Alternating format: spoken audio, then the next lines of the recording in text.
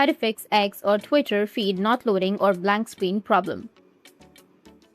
So if you want to fix your X or Twitter feed not loading or blank screen problem, then what you need to do is first you need to make sure that you have a stable internet connection. After that, you need to tap and hold on to your X application, go with the app info. Under app info, you need to go with storage and cache and go with clear cache, which will be on the right side, and then go with permissions. And under permissions, you need to make sure that you've selected each and every permission and tap on allow. Once done, your problem might be fixed. Next, if that still doesn't fix your problem, then you need to go with uninstall the application, and then go with your Play Store, and here you need to search for X or Twitter.